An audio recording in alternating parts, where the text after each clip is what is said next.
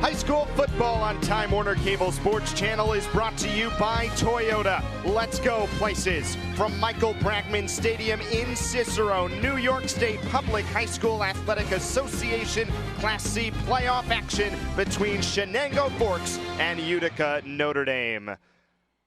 Hi, everyone. With Dale Drypulcher, I'm Eric Gallanty. Thanks so much for being with us. Dale, it's Utica trying to continue their magical run against one of the state's best teams. Yeah, Shenango Forks has got a lot of experience being in these playoffs and also at the state level. They're a great team.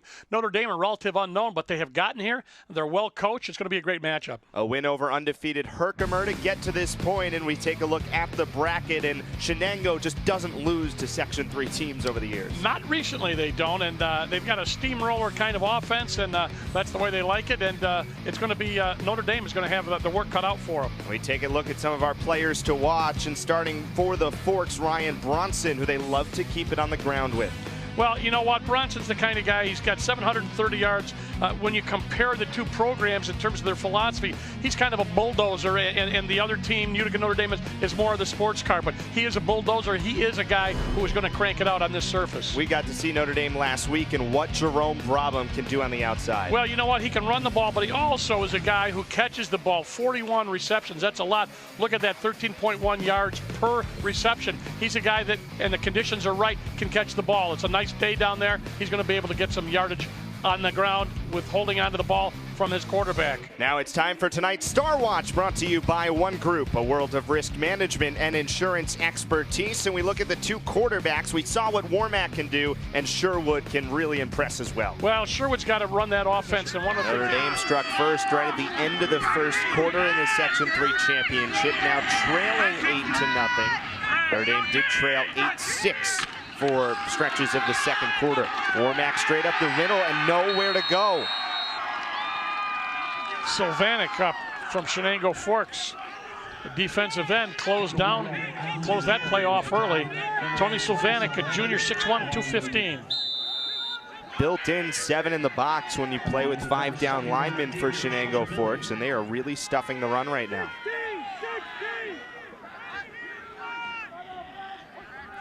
Second down for Notre Dame, and remember Warmack even a little bit of a slow start on Sunday as well, really finding his seam, and the loss of LeConte in the blocking game important as well.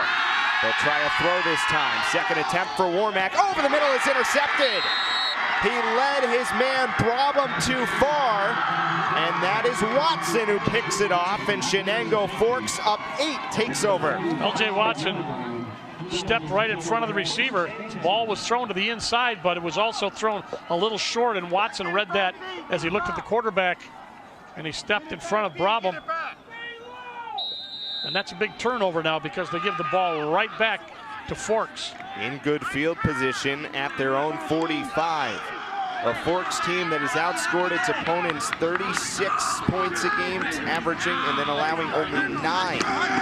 Trying to extend it. A throw for Sherwood. Sends it downfield, and he's got his tight end Story, rumbles out of bounds. Late hit afterwards, and a flag comes in after a Shenango Forks first down. Well, that was a rollout, and perfect job of finding 22. As they talk this over. 22, AJ. Let's take a look and see if we can see the penalty. First the rollout, and then the throw from Sherwood. Yeah, he gives it to Story, and then there he is. He's out. You got to let him go. You can't keep. There are 2 fouls on the play. Okay, there's 2.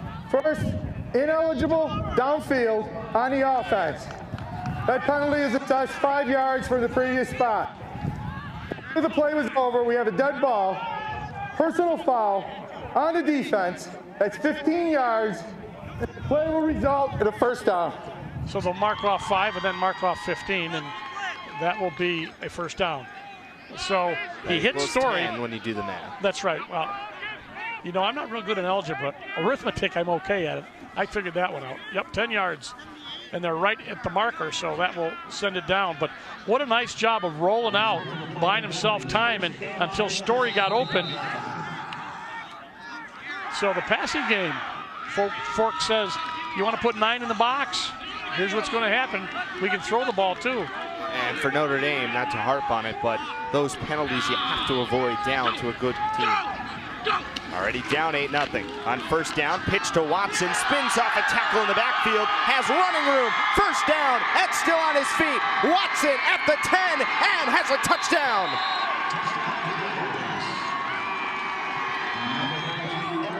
Boy, that was a great job of getting out of trouble. L.J. Watson, 5'11", 190. This could have been a loss of 3 or 4. Instead, it's a second touchdown. Right there. If Sylvanik finally finished him off on the block, there's that twist move. What balance. When you talk about balance in football, but watch him setting up Brabham with his blockers right there. He faked left, came back right, even had his hand out on his blocker saying, get in front of number 5 and I'm going to take this to the house. Exactly what happened is you're going to see this ball coming right into your living room. Extra point up. Whoa! Good, and it bangs off your television. Hopefully there's some sales coming up with Black Friday. There you go. So 15-0, Shenango Forks, and we take another look at the touchdown. If you and I had balance like this, we'd be down there playing, not up here. I'd be Baryshnikov. Look at, there's the twist. 15-19 to go second half. Duke up by 8, 49-41. And since the 2:40 mark of the first half, Duke on a 23-5 overall run, which has brought a 36-26 Syracuse lead to a 49-41 Blue Devil lead with Eric Duke. I'm Eric Gallanty. And Duke right now, just the offensive flow and their ability to find Jahlil Okafor inside. He has 8 of Duke's 13 second half points. Yeah, Okafor's really been a beast. Just so many easy layups on the interior. And part of that's also stemmed from great ball movement. Quinn Cook just went up for what everybody in the building thought was a dunk. And then he shows you his old point guard skills, drops it off behind himself for Okafor, easy slam. Okafor showing why he's the best player in the nation, one of them at least. He will not come back on the floor, though, as Duke comes out with Plumlee, Jones, Winslow, Tyus Jones, Matt Jones, Tyus Jones, and Quinn Cook.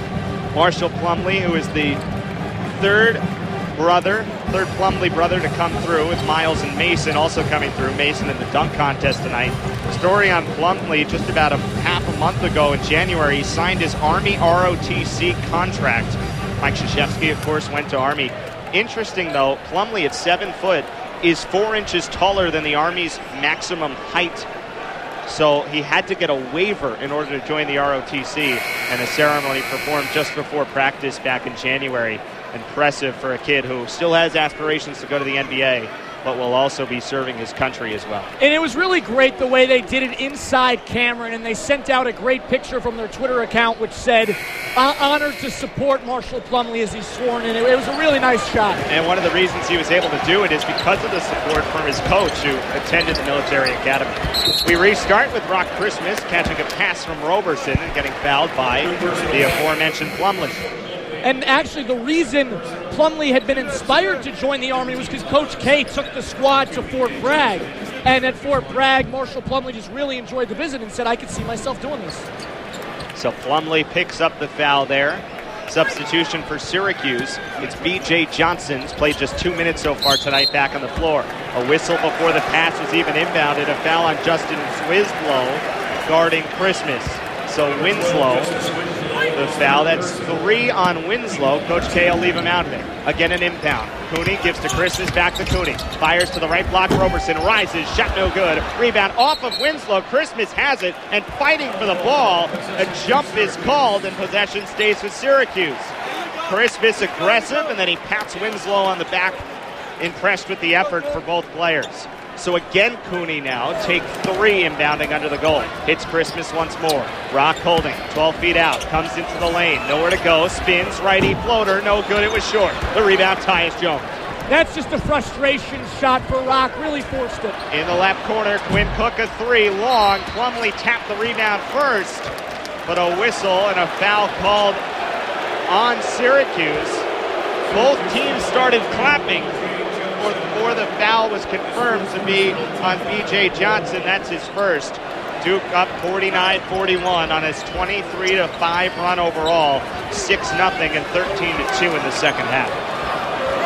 Quinn Cook for Duke, operating right. Hands to Tyus Jones on the right wing, fires to Matt Jones. Now it's Quinn Cook once more, guarded up top by Benejek. Cook fires to Tyus Jones, hits Matt Jones at the top of the key. He tries to find Winslow, but the pass stolen by Roberson. And Syracuse the other way. Roberson hands back to Benege with no true point guard on the floor for SU. Benege fakes a step back, hits Christmas from the right elbow. He spins in the lane. Runner good. Rakeem Christmas with the left hand on the board for the first time in the second half. 5 for Rock, 49-43. And that snaps the 6-0 run and is just Syracuse's second field goal of this half. Quinn Cook for Duke as the crowd tries to come alive again. Matt Jones on the right wing to Cook. Down pass to Winslow at the free throw line. Kicks out for Matt Jones. The three is good. Matt Jones, 8 points in the ball game, and Duke with the massive answer up by 9. And that pops some air out of the dome. Roberson for SU holding at the free throw line. Kicks back for Benege on the left wing. The Duke transfer against his former roommate. Fires to Roberson. Steps inside the arc. Drives the baseline. Runner short. Offensive rebound. Roberson goes up and gets the bucket off the glass. Roberson following his own miss. And Tyler Roberson with 13 points. One short of a career high. 52-45 is the Duke lead. And the dome crowd rises again. A whistle and a timeout called by Mike Krzyzewski with 23 on the shot clock, 13:08 to go on the game clock, 52-45 Duke. After this run, Syracuse has settled a little and now trying to hang tough before the Orange tries to mount their own comeback here. Yeah, it was really good to see Rock get it going a little bit with his first points in the second half, but Roberson just continues to be a machine inside. He fourth in the ACC in offensive rebounds per game in conference-only games, and you can see that he's really providing a lot of bounce, and Duke just can't compete with it. 13 points, 6 rebounds for Tyler Roberson. His career high in points was 14 against Louisiana Tech back in December. Syracuse still with Christmas and Roberson both out there with 2 fouls. Justice Winslow, the only player with 3 for either team. Grayson Allen, Neil Jefferson checked back into the game for Duke. So for the Devils, it's Tyus Jones, Quinn Cook, Grayson Allen, Emil Jefferson, and Jaleel Okafor. Opposite Michael Benege, Tyler Roberson, Trevor Cooney, B.J. Johnson, and Rakeem Christmas. 13 to shoot for Duke, up 52-45. Tyus Jones guarded by Cooney.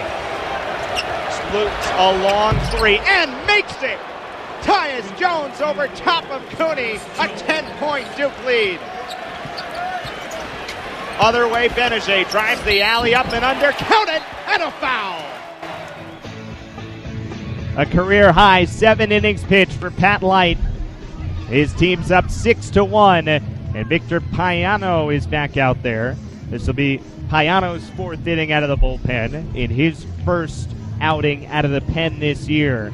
Sox up 6-1 on Myrtle, trying to take 2 out of 3 from the team with the best record in the Carolina League. Jansen Whitty will lead off for the Sox here in the bottom of the 7th, followed by Mario Martinez and Reed Gragnani. Off day tomorrow for the Sox, and then 3 with the first place Carolina Mudcats. 7:05 starts on Tuesday and Thursday. Don't forget an 11:05 a.m. start on Wednesday.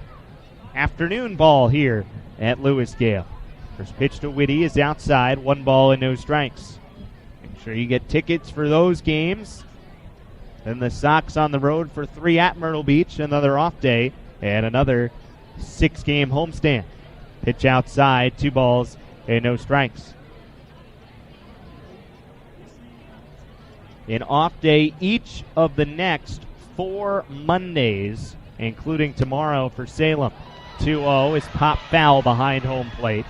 And the count, 2 balls and 1 strike. Salem in the midst of a stretch of a lot of home baseball and a lot of nights in their own beds here in the Roanoke Valley. Salem with 6 games against Frederick and Potomac. Pitch to Whitty, swung on, hit in the air deep to left field. Williams going back, he looks up, it's out of here. Jansen Whitty, a solo home run, and the Sox extend the lead. It's now 7-1. A 3-hit night for Whitty. Jansen's now 3 for 3, been on base all 4 times. He walked in the first, and Jansen knocks one out of the yard.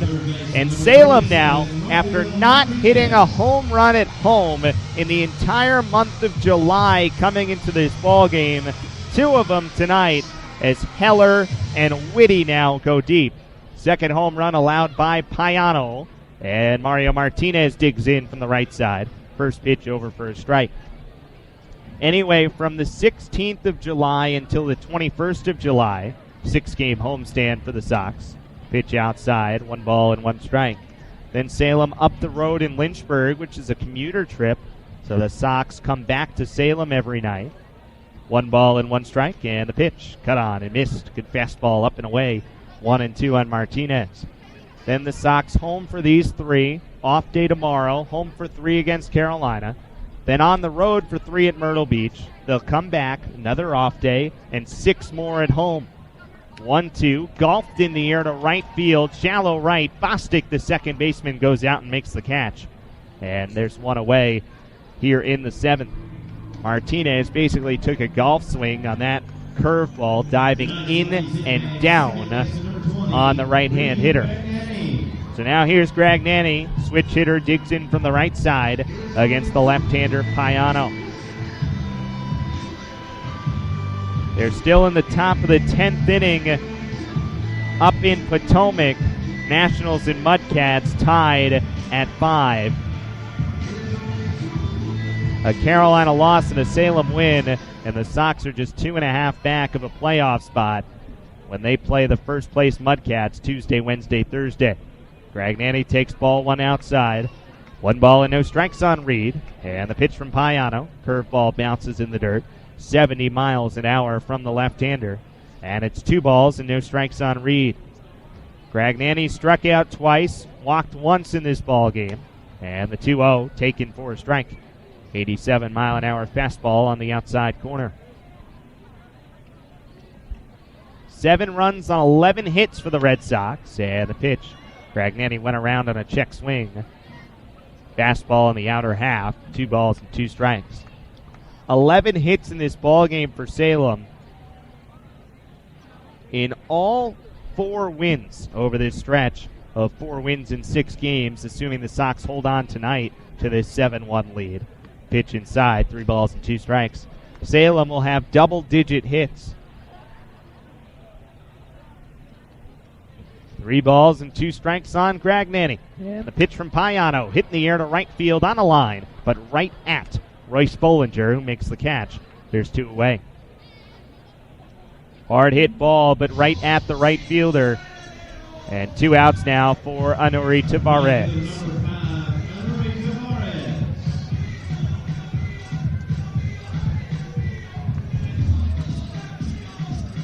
Tavares 1 for 3 in the ball game. And for the Sox now, they've held Myrtle Beach to just 4 hits tonight. 2 nights ago in their last win, Salem put up 11 hits, just 4 for Myrtle Beach in a 6-0 victory. 2 nights before that, Salem 15 hits in a 12-3 win. And the night before that, 13 hits in a 10-0 victory at Lynchburg. Tavares swings through the first fastball by Payano. No balls and 1 strike on Anuri. And the 0-1 from Victor. Fastball missed away. 1 ball and 1 strike on Tavares. 7 runs, 3 in the 3rd, 3 in the 4th, and 1 here in the 7th. 1-1 overhand curve, wave and a miss. And it's 1-2 on Tavares.